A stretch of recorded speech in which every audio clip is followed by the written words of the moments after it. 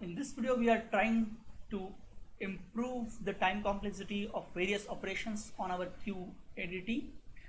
And if you look at the 5 operations that we have defined, out of them 4 operations are already constant time.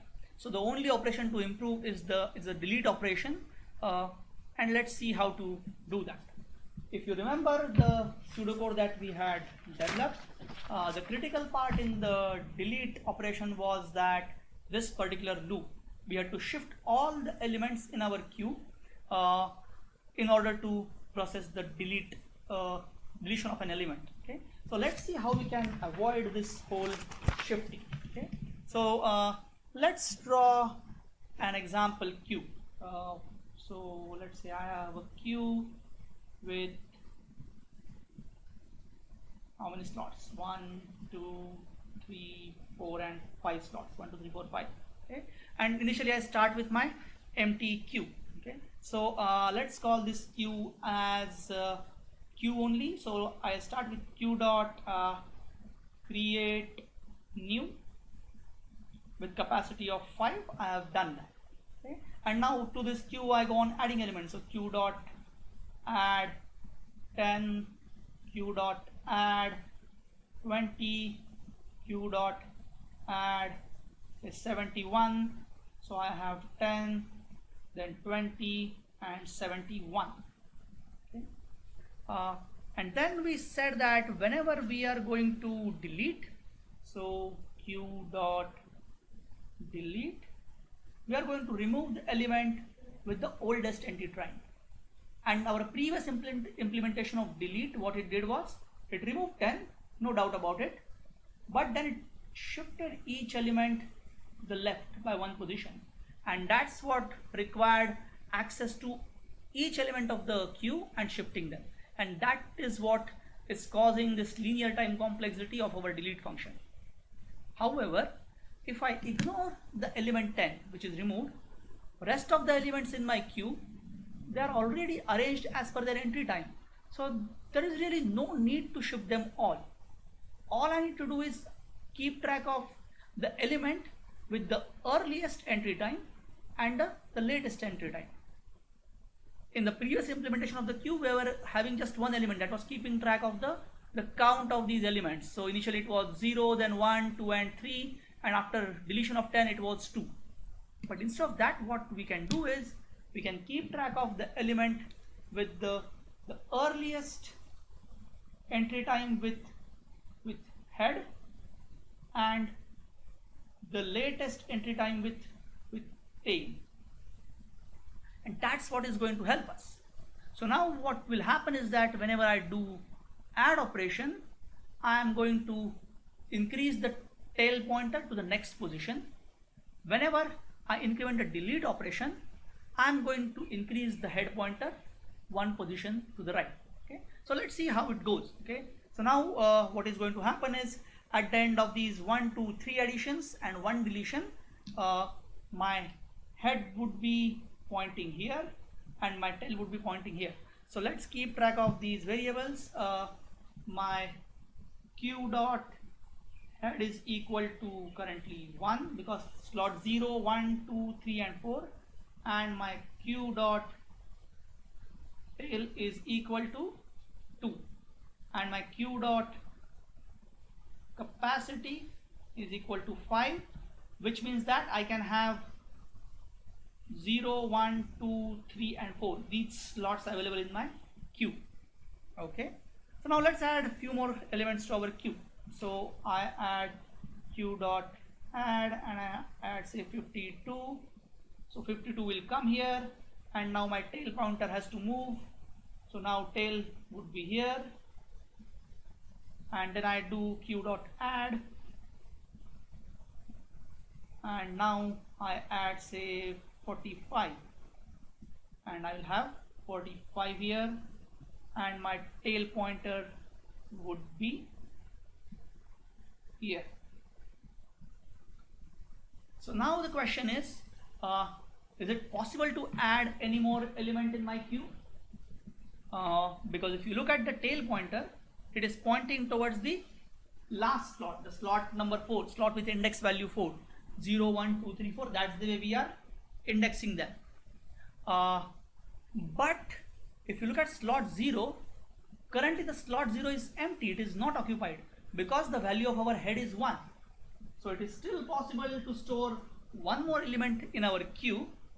So for example, if I get one more request that queue dot add say 19, okay, in that case what should happen? We should not report the queue is full. Remember in our previous implementation, if the value of count was equal to the capacity of the queue, we were saying that, well, there is no place. But now we have a bit different situation here.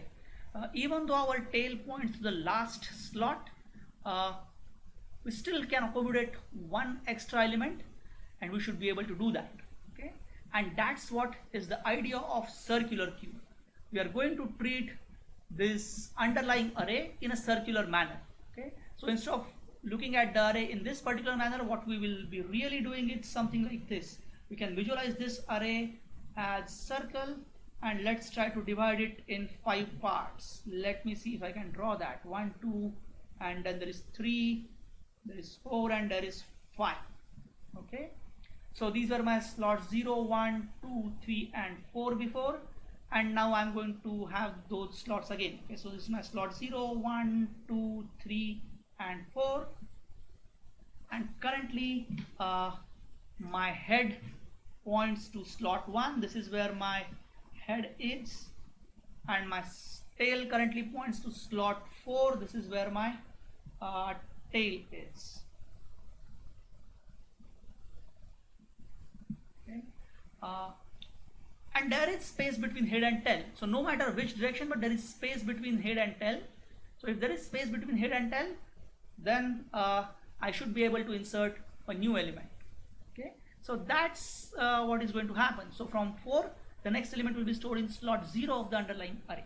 Okay, so add 19 would happen successfully, and we would be able to store 19. Okay, so if I write the current state of the queue, it is something like this. There is 20 here, 71, 52, 45, and then I'm going to store 19 here.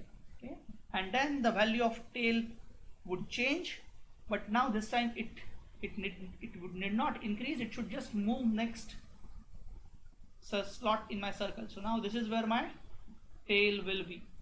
Now tail will become 0.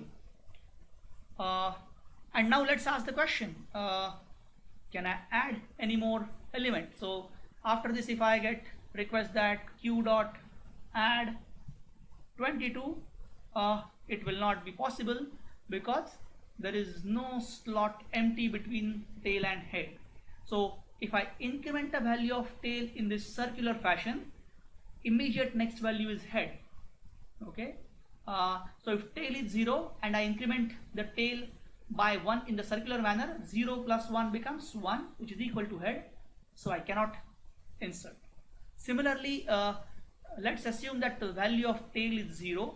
So in case tail is 4, so if my tail is 4 and my head is 0, then incrementing the value of tail by 1 in the circular manner means that picking up the next index in the circle. So if I increment the value of tail, it will become 0, which is exactly equal to head. So even in this situation, my queue is full. Okay, so that's another situation. So for current situation, our queue is full, we cannot insert anything, and our is full operation should return a true. Okay, so now let's go on deleting the values from this queue. So now I will do a delete operation. So queue dot delete, so that should delete the value 20, and head should move to the next position in my circle. So instead of here, my head is here,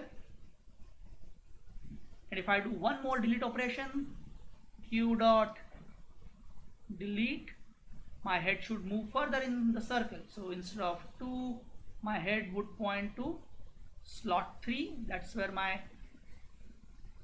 head is, and I do one more delete operation. So queue dot delete, that would still shift the head to the next slot in my circle, which is slot 4, which is my head here. And the question is it possible to delete one more element from the queue? Yes, it is, because currently 45 is my current element. So also let's write down the return values which we haven't written here, right? So whenever we do delete, so here the return value is 10, and then whenever I did the delete next, the return value here was 20, and then the 71, and then the 52. Okay, and now when I do next q dot delete, what is going to happen is I'm going to return 45, which is pointed by the head. So if I do one more q dot delete, it is going to return me the value 45. Okay, and then what is going to happen is my head will point to tell. Okay, and then let's see, will it be helpful or there is something else that we need to do. Okay, so now my head points to tail. Okay,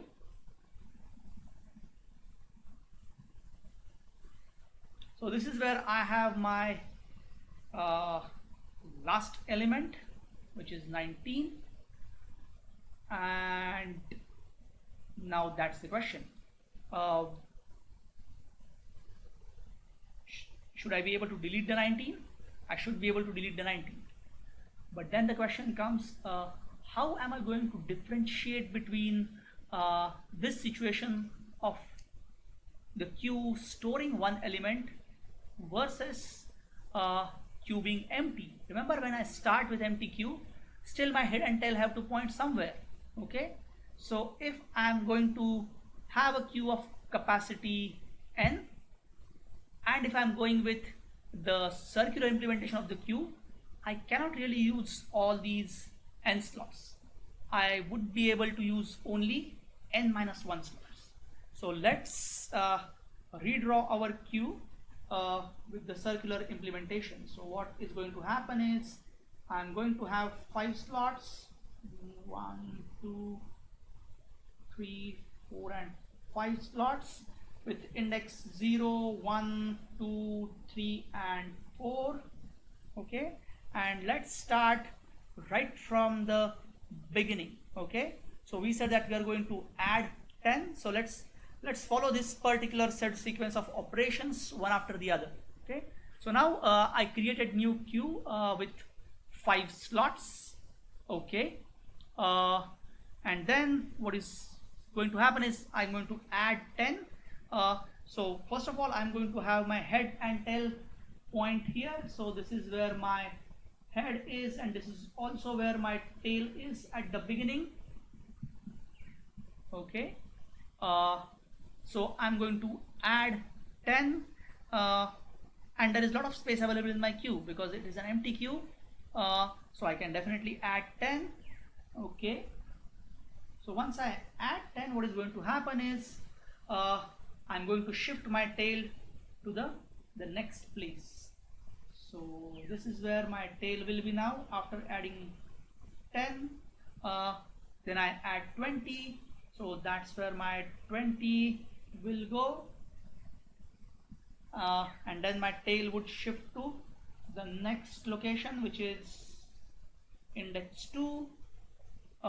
Then I'm adding 71, so 71 comes here, and my tail should shift to the next index, which is 3, and then I do a delete operation. Okay, so with delete, what should happen is that I should return the value of 10. So 10 is sort of gone from here, and then my head should move to the next location, and that's where my head should be. Okay, so we have done delete now, and after that I have add 52. So after 71, I'm going to still store 52, and then my tail is going to shift to the next place, which is here. Okay, that's where my tail is. And after I add 52, the question is, can I store 45? I can store 45, so I'm going to store 45 here, and my tail is going to point here. Okay, and then let's count the number of elements that we have in our queue. Okay, so we have 20, 71, 52, 45, and then the next was add 19, and that's where now we are going to say no. Okay, so now we are going to ensure that one slot remains empty. Okay, so we are going to maintain the state of queue in this particular manner. If the queue is empty, both head and tail will point to the same slot, and if queue is full, the tail would be exactly one step behind the head in the clockwise manner. Okay, in our previous implementation where we tried to use all the 5 slots, we could not do that, but if we are ready to sacrifice one slot, if you are ready to sacrifice one location in our queue, then we can use this circular arrangement, and what we gain is the linear time complexity for the delete operation. Okay, so again, 2 implementations of the queue. First implementation, it used the underlying space efficiently. If there were n slots in the underlying array, your queue could store n elements, but the disadvantage was that the delete operation was requiring the linear time complexity, whereas when you shifted to the circular queue implementation, you sacrificed the memory efficiency. If the underlying array has n slots, you are able to use only n-1 slots to store your queue elements, but the advantage is that all your queue operations are now constant time. Okay? So again, there is nothing best. If you think memory is more important than time, then you should go with the memory efficient implementation. If you think that time is more important than memory, you should go with time efficient implementation.